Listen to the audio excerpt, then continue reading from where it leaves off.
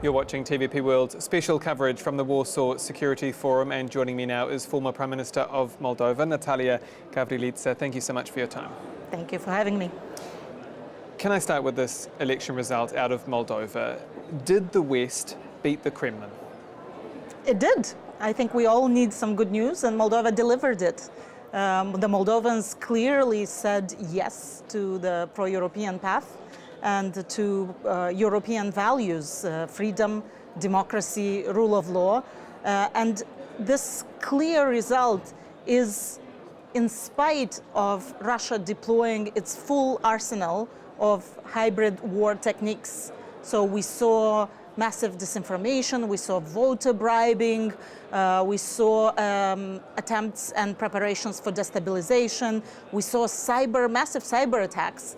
And in spite of all of this, there is a clear result. Well, given all of that, did it come as somewhat of a surprise to you by just how much the EU government party won by? I don't think it has come as a surprise rather than as a relief, because we know our society holds these pro-European views.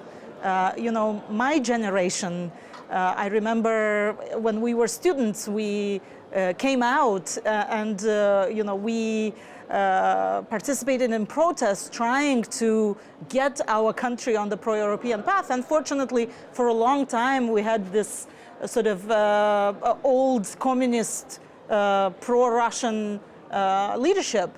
And so we are actually delivering on something that we have wanted for a long time, but now we have the resilience, the strength to resist this foreign interference. And I am certain that the results of last year's referendum or even today's results would have been even stronger for the European Union if we didn't see this massive interference. So what does this mean for Moldova's EU path? Could Moldova join the EU by, say, 2028? This is certainly the goal that the ruling party has described, and what we need is openness on behalf of the EU. I want to say that in this parliamentary campaign, we saw during our Independence Day Prime Minister Tusk and together with President Macron and Chancellor Merz come to Moldova and speak to our people in the central square, and Prime Minister Tusk spoke in Romanian, and this mobilized a lot the pro-European electorate in terms of the optimism that they have that if we follow our path, if we do the reforms and implement the reforms, not for the sake of the EU, for the sake of our own development, but it's so much easier when you work in a team and you see openness from your teammates. So do you think that 2028 goal is realistic for Moldova? I think we, of course, have a very tight schedule for fulfilling the criteria, but our determination is so strong, and it's a whole of society effort, that we certainly will deliver. But the European Union integration and enlargement is not only a technical and technocratic process, it's also a political process. But I think where there is a will, there is a way, and I am certain together we can achieve that goal. So you mentioned obviously the widespread reports of Russian influence and disinformation. Why did then the pro-Russian forces lose, and not just lose, but lose resoundingly? I think in Moldova and in Eastern Europe, we have more recollection from our recent past. We have the experience that we have lived through, and we have a clearer understanding of what are those values that is worth fighting for. And of course, we have the example of the brave Ukrainian fighters who are sacrificing their lives for these values. And I think that anchoring, that understanding of what is worth fighting for allows us to resist this pressure. And is there an element here of the EU power of attraction still playing a role? There's a lot of talk about the EU, there's a lot of negative talk about the EU, its bureaucracy, its processes, but is it proof that the EU as a concept, as an institution, can still pack a punch and attract new member states? Absolutely. I think the values that the EU has been built on are universal values that are still valid and that still provide purpose for a lot of people. And I think this has been forgotten a little bit, especially in Western Europe. And I see this sort of discontent, discontent with the bureaucracy. But we can change the bureaucracy. We can work on these issues. We could improve on these issues. That doesn't mean we shouldn't remember what these values mean. We shouldn't remember that because of the EU, we have peace on the European continent. We have freedom of movement. We have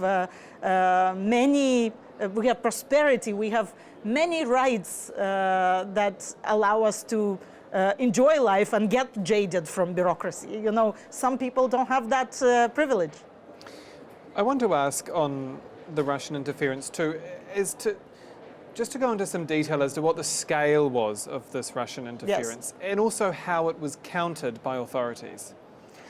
So Russia invested hundreds of millions of euros for this influence campaign. As I mentioned, this was multi-pronged. It was organized with the support of a Moldovan oligarch that participated in a banking fraud 10 years ago that saw 12% of GDP being siphoned off through state-owned banks. And this involved, paying people for participating in protests, paying people to attract other people to vote in a certain way, to communicate on social media in a certain way. There have been stories that are blatantly fake, but they have been really escalated in the social media. We saw the church being used in this campaign. We saw cyber attacks, as I said. So during the election day, the HostMD hosting domain had to be closed because of the intensity of these attacks in order to protect the infrastructure of the Central Electoral Commission.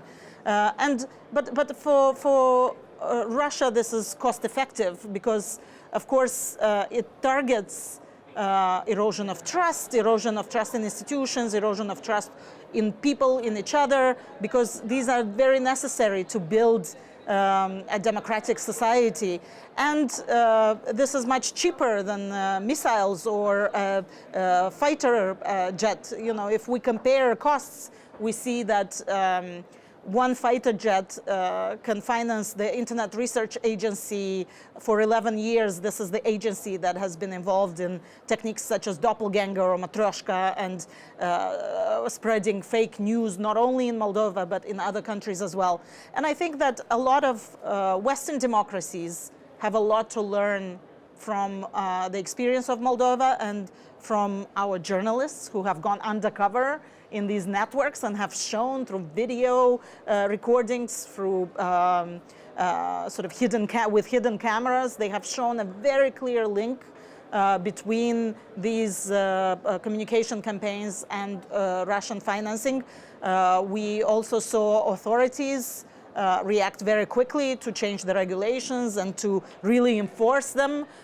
We saw civil society active and active in analyzing and spreading the information about these techniques. So I think again it's a mobilization of and work of all different parts of the society that make up a democratic country. What is it specifically, if there was one thing that perhaps you would pass on from Moldova's experiences that other countries, particularly in Europe, including the likes of Poland, could learn from these experiences on the ground? I think the most important thing is to understand that this is a hybrid war, but it is a war, and that we need to stand for our liberal democratic values, and we need to be proud of these values and then think about how we can effectively provide alternative content to our people in a way that they can understand, in a way that they can absorb. And we need to very clearly take action sort of in law enforcement and government, in civil society, in the media, in both on the national level and on the EU level, to really pay attention and invest in this. Now, briefly on Moldova's separatist region of Transnistria, which is dependent on Russia, could that be an obstacle towards that EU integration goal of 2028? So I think the EU still has the capacity for soft power. So, for example, in yesterday's elections, in the polling places opened for people from the Transnistrian region, even though only a small number of people participated, but 30% voted for the Party of Action and Solidarity. So there is some understanding about the attraction of the pro-EU path and these democratic values that the EU has come to represent. I think we should continue to engage with people to demonstrate that this is a path that respects human rights, allows people to fulfill their potential, and people will be drawn to that. In the Transnistrian region, we don't have a conflict between people. We have a conflict that is caused by Russian troops stationed on the territory of Moldova. But right now they are cut off from Russia because the Transnistrian region borders Ukraine. I think that there is an opportunity to engage with the left bank and move towards resolving the conflict. This, of course, requires complex activities and negotiations, and probably can only be solved with peace talks regarding Ukraine and so on. But I think that there are things that we can do in the meantime. And of course, in terms of our EU integration, Cyprus has shown that this doesn't need to be an impediment for a country's progress. And we're running out of time, but one last quick question. I saw a quote from a local reporter last week that noted, quote, "No matter what the outcome of the election is, we're in a real pickle." Is that true? Is Moldova still facing somewhat of a tall order, even though it's now clearly chosen the EU path? Certainly, because we live in a complicated context. We are in the proximity of a large-scale war that is on the territory of Ukraine, but also we are engaged in a hybrid war with the Russian Federation. And we are right at the fault line, and have to fight with the oligarchic past. So one of the biggest oligarchs was arrested and extradited during the electoral campaign, and we still are working on the reform of the judiciary, reform of our institutions, and in this environment, as I mentioned earlier, fighting for these values is a constant fight, but I'm certain that with determination we can win. Former Prime Minister of Moldova, Natalia Gavrilița, thank you so much again for your time. Thank you very much. And that's all for this exclusive interview here from the Warsaw Security Forum. I'm Dahmen. Goodbye for now.